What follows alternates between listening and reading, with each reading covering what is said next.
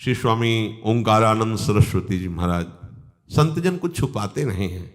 उनका हृदय इतना निर्मल होता है कि कुछ नहीं छुपा नहीं सकते, ही नहीं छुपा सकते, ऐसा होता है। यहां तक कि अध्यात्म की ऊंचाई तक की बात ऐसे गुप्त रूप से प्रकाशित कर देंगे कि आप समझ नहीं पाओगे कि ये इन्हीं की स्थिति की बात है, और आपको बता देंगे, पकड़ पाओ तो पकड़ पाओ। तो एक बार वो बता रहे थे कि बेटा ये राग द्वेष बड़ा विचित्र होता है। गंगा के किनारे एकांत में रहते थे, बहुत महापुरुष, बड़ी अपार श्रद्धा उनके चरणों में। जब देखा वैसे वृद्ध थे, जब हमारा मतलब दर्शन संभाषण, वैसे तो कृपा करके वो जन्मभूमि में जाते रहते थे। जब दर्शन होते शांत ब्रह्माकार, और जब ओम, तो गंगा जी की लहरों के साथ ऐसा लगता हम किसी अलौकिक लोक में हैं। इतना महापुरुष का प्रभाव हो कि जैसे वो बैठे हैं, ब्रह्म मुहूर्त का समय 4 बजे लगभग ऐसे, और वो ओम, शांत वातावरण। पर वो बताते कि मेरा ये मार्ग कैसे खुला। उनका हमारे पास बेटा कपड़े की दुकान थी, बगल में एक मित्र की कपड़े की दुकान थी, हमारी दुकान ज्यादा चलती थी। बोले वो हमारी मित्रता शत्रुता में बदल गई, वो हमको बहुत गालियां देते, और एक दिन उन्होंने रास्ते में कई लोगों से मिलकर मुझे बहुत मारा, कपड़े फट गए सब। बोले जब घर में गए तो माता पिता को बड़ा दुख हुआ, और उन्होंने कहा कि तुम ऐसा आचरण क्यों करते हो कि तुम्हें मार। बोले उस समय हमारी 17-18 की अवस्था थी बेटा। वो बहुत गंभीरता से बात करते थे। तो बोले माता पिता को दुखी देखकर हम कहा आप विश्वास कीजिए, हमने कुछ नहीं उनको कहा, लेकिन उन लोगों ने हमें बहुत मारा, घाव हो गए थे, कपड़े फट गए थे। बोले बस बेटा हमारा द्वेष अंदर बढ़ा और निश्चय हुआ कि बिना कारण किसने मुझे मारा है, इसको दंड तो हम देंगे। एक करौली खरीदी उन्होंने कहा, और बस उसको अपनी धोती कुर्ता पहनते थे उसको छुपा लिया। बोले मुझे पता था कै बजे जाता है, जहां हमें रास्ते में मारा था वहीं उसको गिरा के करौलियों से मार डाला। अब वो खून से सने, और उस समय लोग आ जा रहे थे मार्ग में, हम पकड़े गए। वहां पूछा पुलिस वालों ने तो हमने बता दिया हाँ हमने ऐसा कर दिया।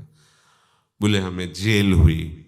जब जेल हुई और तन्हाई की सजा मिली, मतलब कुछ ऐसी इतनी जगह जिसमें आप खड़े ही केवल रह सकते हैं, इधर तो आपको चुभेगा, इधर तो चुभेगा, ऐसे भाले के जैसे आप बीच में 24 घंटे की तन्हाई या 48 घंटे की, बस बैठ सकते हो, खड़े हो सकते हो, लेट नहीं सकते, पैर नहीं फैला सकते, ऐसे आसपास भाले जैसे लगे उसी के अंदर पैक कर। बस उस समय हमारा निश्चय हुआ यदि हमें एक बार अवसर दे दे भगवान तो आजीवन भजन करूंगा, घर नहीं जाऊंगा, कभी कोई मार भी डाले तो हम किसी को गाली नहीं देंगे। बोले पूरी साधुता अंदर जेल में आ गई हमारे। हमने कहा आप कैसे हम बचेंगे, क्योंकि हम ही ने स्वीकार किया कि हाँ हमने कत्ल किया है, निश्चय कर लिया कि चाहे मार डाला जाऊं, अब कुछ खाऊंगा नहीं पीऊंगा नहीं, बस भगवान का नाम जप करते हुए यहीं शरीर छोड़ दूंगा। बोले ऐसा ही निश्चय किया।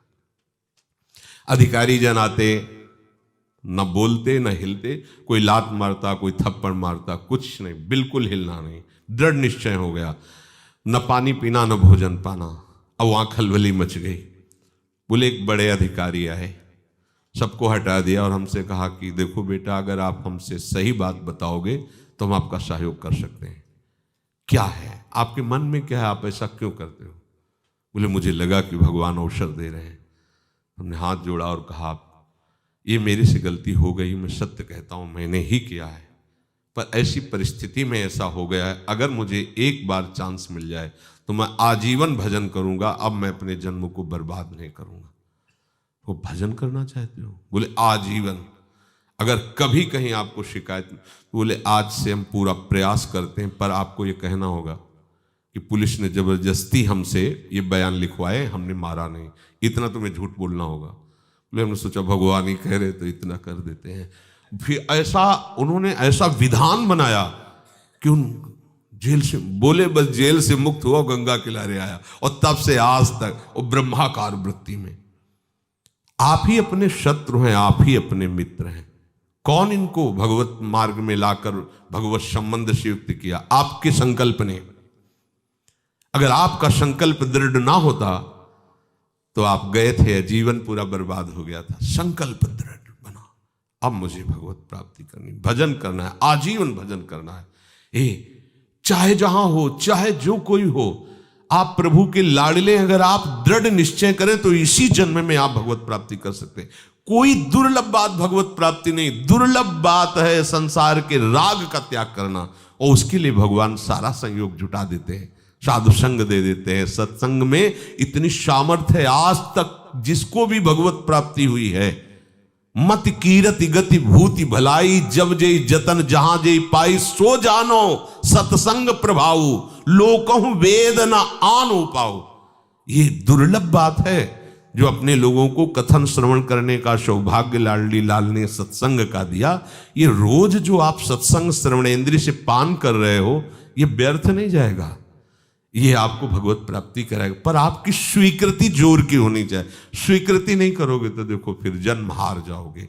आपको स्वीकार, वो जेल में स्वीकार करते हैं तो परमहंस ब्रह्मबोध संपन्न महापुरुष बन जाते हैं। एक घोर पापी स्वीकार कर लेता है तो महात्मा बन जाता है। आप स्वीकार कर लीजिए कि इसी जन्म में मुझे भगवत प्राप्ति करनी है।